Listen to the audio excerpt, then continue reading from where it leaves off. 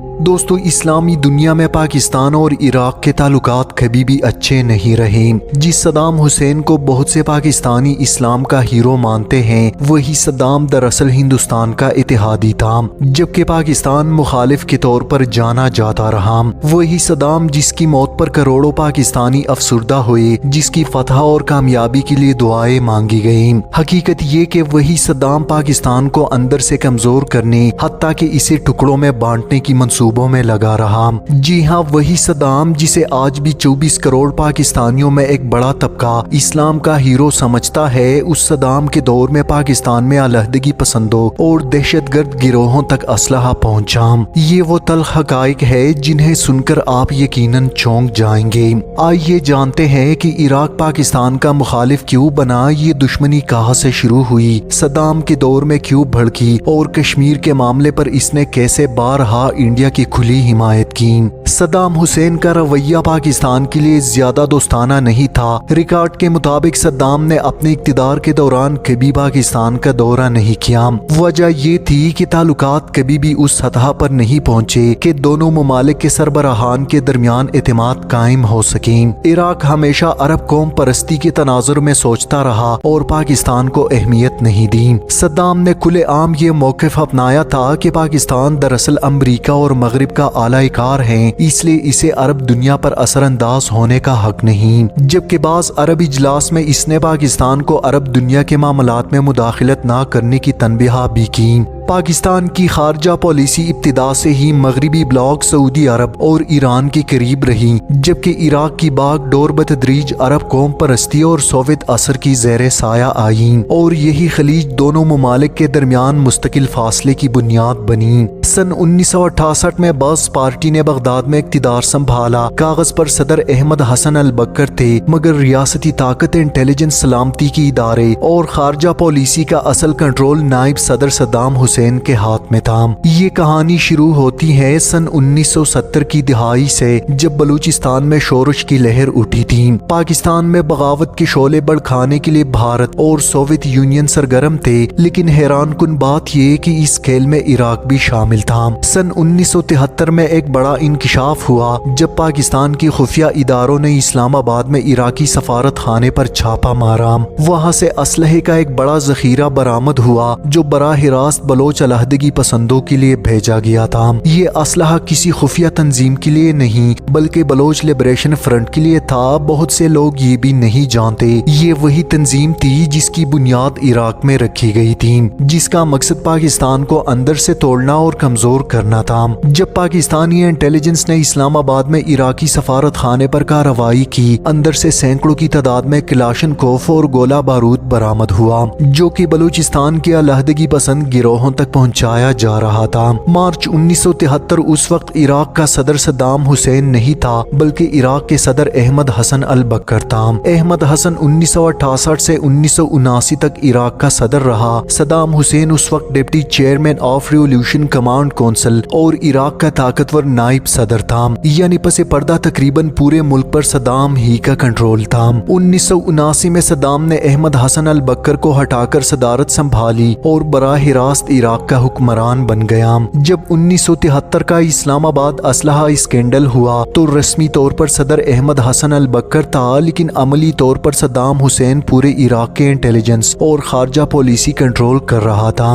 سوچئے، ایک مسلم ملک کا سفارت خانہ پاکستان کو غیر مستحکم کرنے کی ترسیلی لائن بن جائیں۔ یہ انکشاف پورے ملک کے لیے زلزلہ ثابت ہوا۔ رسمی طور پر اس وقت عراق کا صدر احمد حسن تھا، مگر یہ بھی تاریخی حقیقت ہے کہ اس دور کی خفیہ کارروائیوں اور سفارتی کھیل کا ڈیزائن بظاہر نہیں عملاً صدام کے ہاتھ میں تھا۔ اس لیے 1973 کے اسکینڈل کی اخلاقی و سیاسی ذمہ داری صدام پر عائد ہوتی ہیں۔ ناظرین، 1970 کی دہائی کے آغاز میں جب بلوچستان میں شورش اٹھی تو اس وقت ایران اور پاکستان دونوں اسے اپنے لیے خطرہ سمجھتے تھے۔ اسی موقع پر عراق خاص طور پر باس پارٹی کی زیر اثر ان تحریکوں کو اپنے ایجنڈے کے لیے استعمال کرنے لگا۔ بلوچ علیحدگی پسند رہنماؤں کو کو عراق نے پناہ دی، انہیں تربیت دی اور عراق کے اندر بلوچ لبریشن فرنٹ کی بنیاد رکھی گئی۔ اس تنظیم کا مقصد تھا پاکستان کو اندر سے کمزور کرنا اور بلوچستان میں علیحدگی کی تحریک کو ہوا دینا۔ مارچ 1973 میں اسلام آباد میں عراقی سفارت خانے سے جو اسلحہ برآمد ہوا وہ دراصل انہی بلوچ علیحدگی پسندوں کے لیے بھیجا گیا تھا۔ یعنی یہ صرف اتفاق نہیں بلکہ ایک منظم منصوبہ تھا جس کے پیچھے بغداد کی باز حکومت اور پس پردہ صدام حسین کی مرضی شامل تھی۔ یہ دنیا کے سامنے یہ حقیقت آئی کہ بلوچ علیحدگی پسند تحریک صرف اندرونی نہیں بلکہ بیرونی ہاتھوں خاص طور پر عراق، بھارت اور سوویت یونین کے تعاون سے چل رہی تھی۔ مگر اب سوال یہ ہے کہ آخر بغداد کو اس مہم جوئی کی کیا سوجی؟ اس کا جواب بلوچستان کے جغرافیے، پاکستان کی مغربی وابستگی اور سرد جنگ کے بساط میں چھپا ہے۔ 1971 کے بعد انڈیا بلوچستان میں سرگرم قوم پرستوں کو اپنے لیے اسٹریٹجک لیوریج سمجھتی تھی۔ سوویت یونین کو بھی پاکستان کا امریکی جھکاؤ کھٹکتا تھا، اس لیے وہ ہر اس دراڑ کو گہرا دیکھنا چاہتا تھا جو اسلام آباد کو اندر سے کمزور کرے۔ عراق جو اس زمانے میں بھارتی موقف سے قریب اور ماسکو کے حلقے میں شمار ہوتا تھا، جس نے اسی دھارے میں اپنا ہاتھ ڈالا اور بلوچ علیحدگی پسند نیٹ ورکس کو لاجسٹک سہارا، اسلحہ اور ٹریننگ، یہ محض کسی آفیسر کی ذاتی حرکت نہیں تھی، یہ ایک باقاعدہ سیکیورٹی لائن تھی جسے صدام کے اثر ریاستی اداروں نے آپریٹ کیا۔ یوں کہے یہ صدامی نظام کی ریاستی پالیسی تھی جس میں انڈیا اور سوویت مفادات کے ساتھ اشتراک عمل بھی دکھائی دیتا ہے اور بغداد کی اپنی علاقائی بساط بھی۔ اسلام آباد میں اسلحہ برآمد ہونے کے بعد ذوالفقار علی بھٹو نے سخت رد عمل دیا۔ بغداد سے شدید سفارت احتجاج، بلوچستان میں نیب حکومت کی برطرفی اور علیحدگی پسند مراکز کے خلاف فوجی آپریشنز کیے گئے۔ یوں پاکستان عراق تعلقات میں بد اعتمادی کی وہ دراڑ پڑی جو پھر کبھی نہ بھر سکی۔ یہی سے کشمیر کا باب اور بھی واضح ہو جاتا ہے۔ صدام حسین نے کشمیر پر شاذ و نادر ہی پاکستان کا بیانیہ اپنایا، اس کے برعکس وہ یا تو خاموشی اختیار کرتا یا بھارت کے پسندیدہ موقف کی تائید کرتا۔ سیدھی بات یہ کہ صدام نے کشمیر پر پاکستان کے حق والے موقف کی حمایت نہیں کی بلکہ الٹا دہلی کی نزدیک تر بیانیے کو ریزنیبل قرار دے کر پاکستان کے ہاتھ کمزور کیے۔ ناظرین اب آتے ہیں ایران عراق جنگ کی طرف۔ پاکستان کے لیے ایران جغرافیہ، مذہبی و سماجی رشتوں اور سرحدی امن کی بنا پر خاص اہمیت رکھتا تھا۔ پاکستان نے رسمی طور پر غیر جانبداری ظاہر کی مگر زمینی حقیقت یہ ہے کہ پاکستان نے اپنی اسٹریٹجی ایران کے ساتھ قریب رکھ کر بنائی، کیونکہ ایران پاکستان کا قریبی ہمسایہ ہے اور دوسری طرف اگر عراق کا اثر رسوخ ایران میں بڑھ جاتا تو یہ ایران اور پاکستان دونوں کے لیے خطرہ تھا، کیونکہ صدام پہلی ہی سے سوویت یونین اور بھارت کا قریبی اتحادی تھا۔ اس لیے ایران عراق جنگ کے معاملے میں پاکستان کا عراق کی حمایت کرنا حق بجانب تھا، جس کی وجہ سے اطلاعاتی تعاون، بارڈر سیکیورٹی کو ایران فرینڈلی رکھنا اور کئی مواقع پر دفاعی و تکنیکی مدد کے چینلز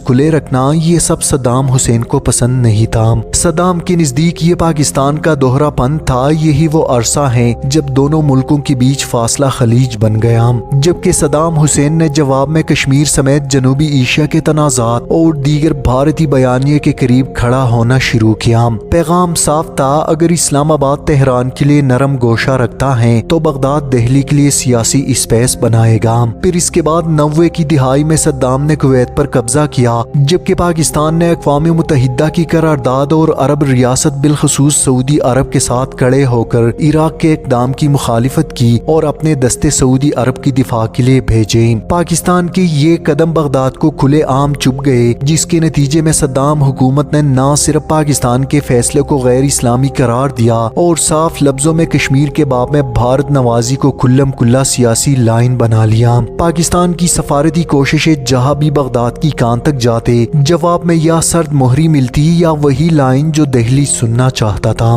ناظرین یہ پوری داستان ایک اور حقیقت بھی کھولتی ہے۔ 1973 کے اسلحہ اسکینڈل کے وقت صدر احمد حسن البکر تھے، مگر ریاستی طاقت کے اصل ذمہ دار صدام حسین تھے۔ انٹیلیجنس سلامتی کوٹ ایکشن صدام کے کنٹرول میں تھے، اس لیے بلوچستان میں علیحدگی پسندوں کی پشت پناہی کے ڈھانچے کی سیاسی امپرنٹ صدامی نظام پر ہی آتی ہیں۔ یہ ایک تاریخی حقیقت ہے کہ عراق نے 1965 اور 71 کی جنگ میں پاکستان کے بجائے بھارت کا ساتھ دیا۔ جب پاکستان اور بھارت کے درمیان 65 کی جنگ چھڑی تو پاکستان یہ توقع کر رہا تھا کہ عرب ممالک اس کے کھل کر مدد کریں گے، لیکن عراق نے پاکستان کو کوئی فوجی یا اخلاقی سپورٹ دینے کے بجائے بھارت کے ساتھ دوستانہ رویہ رکھا۔ اس وقت بھی عراق کی حکومت بھارت کو تیل فراہم کر رہی تھی اور یہ سلسلہ جنگ کے دوران بھی جاری رہا۔ سن 1971 میں جب مشرقی پاکستان میں بغاوت ہوئی اور انڈیا نے مداخلت کی تو عرب دنیا کے اکثر ممالک پاکستان کے ساتھ تھے، لیکن عراق پھر بھی کھل کر بھارت کے قریب رہا۔ اس دوران عراق نے انڈیا کو تیل رعایتی نرخوں پر بلکہ بعض حوالوں کے مطابق مفت فراہم کیا۔